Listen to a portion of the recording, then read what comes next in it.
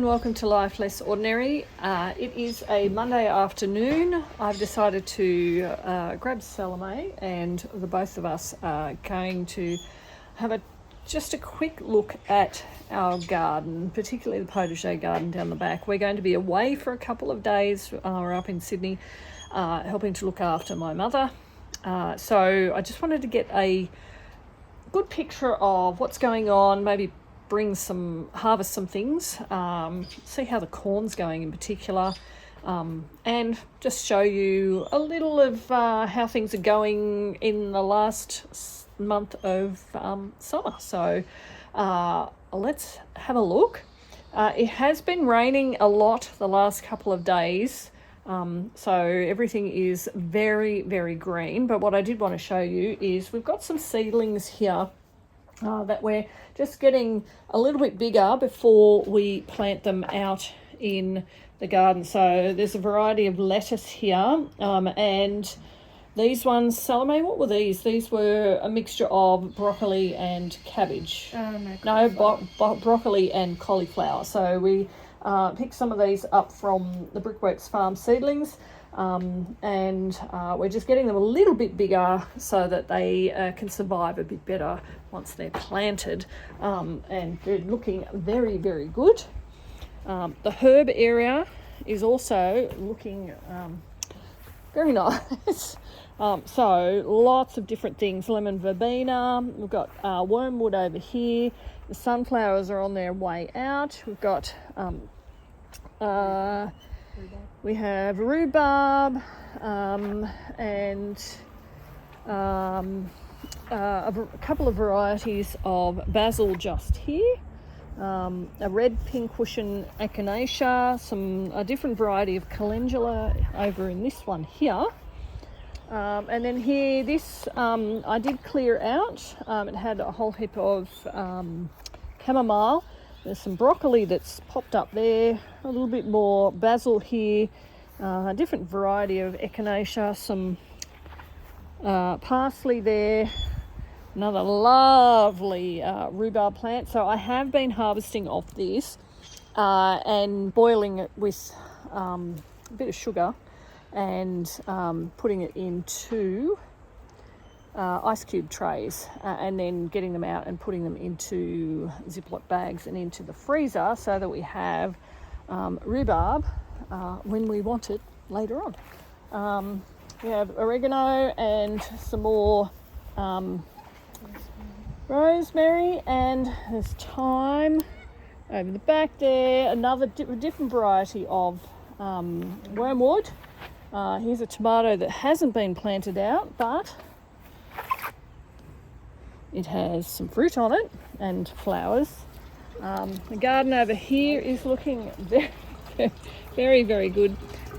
These are my fermenting seed for the chickens. So we put a scoop in each bucket, and each day we take one down, fill it up, and it goes at the back. That's how we feed our chickens. So essentially fermenting for 4 days. Lots of lovely things over here. We've managed to keep on top of the weeds a bit. You'll see our worm farms here. So this is sort of your conventional worm farm, and then there's 2 over there that we've made up. And then what else? We've got some roses over here. Camellias are starting to grow. Dahlias there. This is my favourite rose. I'm really liking the orange colours at the moment. So that's what we've got there. And then this one over here was given to us by a friend. This was something of grace. Can't remember. Something of grace. Anyway, it is lovely.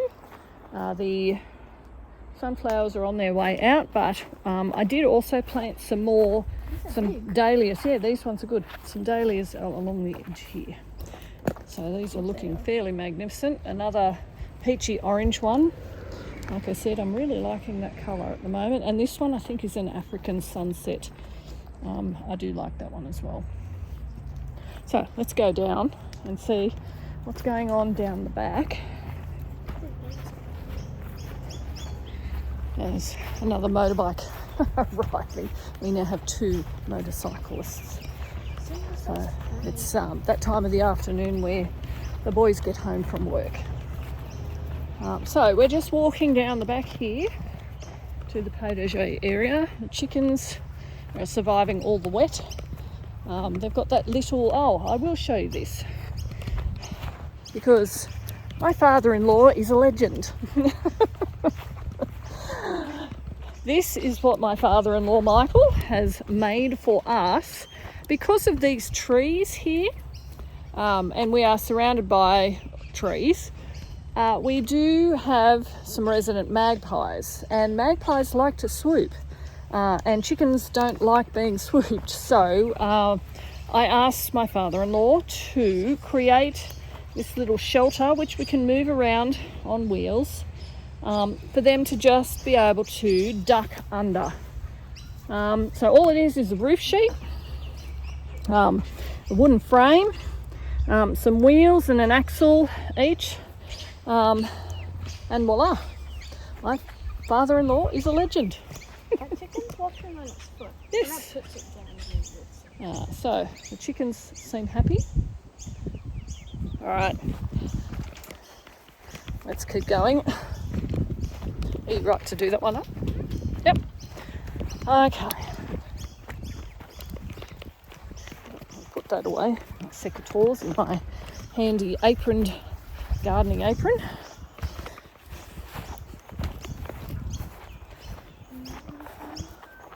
So we haven't yet harvested any of the potatoes, but you can see that some of them are dying off a little bit. I'm not sure. It's like it's going to seed or something. I'm not sure. The lavender still hasn't been weeded, but the lavender is looking very nice, and I will harvest that hopefully when we get back. Zinnias are looking great still. Obviously the rose has just kept growing, so if you can just try and feed that through up the top with that. Do you have any gloves in there? I do. I have gloves in my aproned apron, because these are... There's also some string. All right. Oh, these are... What's this one? This is... This one's a grass. pink I've got a tomato in there. This one is David Austin rose. I think it's called Charles Austin from memory.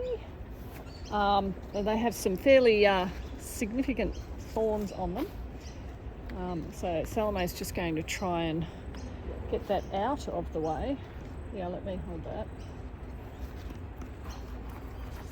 So you can try and... It's very tall. It is very, very tall. I don't want to... Yeah, just... Yep, that's it. Just try and Where feed am I it. weaving it? Just through, yep, through there is fine. One of those ones. Yep, that's it.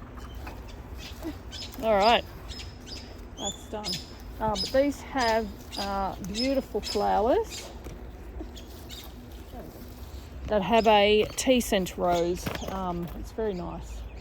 So that's Bathsheba over there. Not Salome. This is the Bathsheba rose. So that's those. The corn is coming along nicely. We've got pumpkin, we've got zinnias, more pumpkin over there, some beans there. It's not butternut, and I cannot remember what variety it is.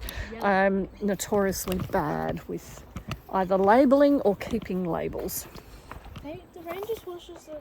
Well, it kind of does as well. So I'll just give you a quick look as I scope out what's going here. So this is the North Georgia candy roaster. So I haven't grown this one before. We have some that are kind of rotted, so I will pull that one off because that's no good. While you set up a grandma's, I went down and there's some rotting trombocino which I just threw. Oh, okay. All right, so you helped tidy that up, but you can see these are the trombocino ones. Because we grow them up here, they grow long. I did go through and clean some of them up. Is that rubbish or just... No, that's just, it's been on there a long time. We do have some zucchini here that could probably be, there's a zucchini there. They're a Romanesco. Is that long enough? Oh, yep, that one's big enough. So let me try and twist that one off. Nope, I got the end of it. So Romanesco, you hold that one. What we do want to see is the corn here. This is Trinity's popping corn, which is looking fairly fabulous. Fabulous. And as you can see, this is what we want to see in order to get good corn growth or cob growth. You can see that these have sprinkled down in the wind, and that will help with germination or pollination for all these cobs. And you can see there's a lot there, so we're looking at a lot of popping corn.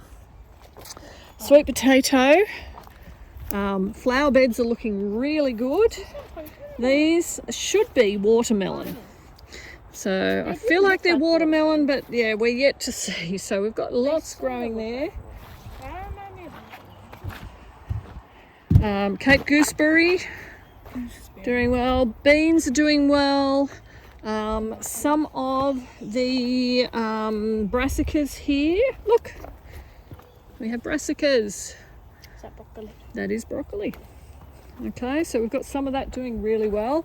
Now have a look at this. I have shown this in other videos, but for some reason it just seems to be getting bigger and bigger, this sunflower head. The head's bending down. It is bending down. Let me just try and climb up in here. Oh. It has been attacked by the parrots, I imagine, but look at that magnificent head. Look at that. That's the whole of my hand isn't even covering it. So that's a big sunflower head. You're gonna chop it off or just wait? I'll leave it there, and then once it gets to a certain, it starts drying off, or the rest of the plant dies off, I'll chop it off and then take it up to dry and collect seeds. Tomatoes are doing really well in here, and we've had some of these today for lunch. They're very, very meaty and very nice. Cucumbers are a bit sad. I don't know what's going on here. I have been pulling off the diseased. We've got a few. Yeah, we have gotten a few off. Some of them don't look that good. I mean, there's some growing. This one here. Yep, there. I planted heaps of marigolds back in, probably October, early October, because my now daughter-in-law wanted a whole heap of marigolds for her Mendi, which was, so it was an Indian wedding, and the first day was where all of the ladies get together and we get the henna put on, but they have these long strings of fake marigolds, and it all looks very colourful and beautiful, but she wanted some to put in bowls and whatever else. So I planted heaps and heaps of marigolds because I knew I'd make use of them in the garden. They're great companion plants. Planted heaps and heaps, and do you think they flowered in time? No. However, if it was today, she would have lots of marigolds, lots of colour for her Mendi, but it was our gain in that we now have lots of marigolds because I planted heaps. So that's just a quick tour of the garden. So I've got an idea of what's going on and what work we will need to do when we get back next weekend. But you can see everything's looking pretty good. I would not normally have so many empty spaces in gardens, but because we've been back and forwards, I haven't been as on top of things as I could have been, but that's okay. It's still very productive, somewhat messy, but very productive, and we're really pleased with it. We're getting to produce lots of food that we can use, and still more food to come. So I can take a breath and just enjoy this. Yep, you happy with this, Sals? Yep. Lots of flowers, lots of dahlias here. Celosia. The last of the sunflowers over here, these lilac sunflowers that I think I've said in other videos have been my favourite this season. And no end to the nasturtium.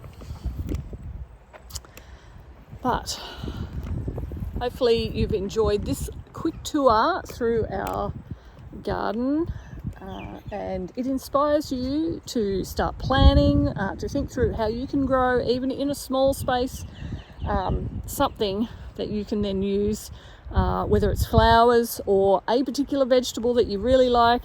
I am famous for saying store-bought tomatoes do not taste nice. They just taste like disappointment. So grow some tomatoes, grow something. Anyway, thanks for joining us as we live our life less ordinary.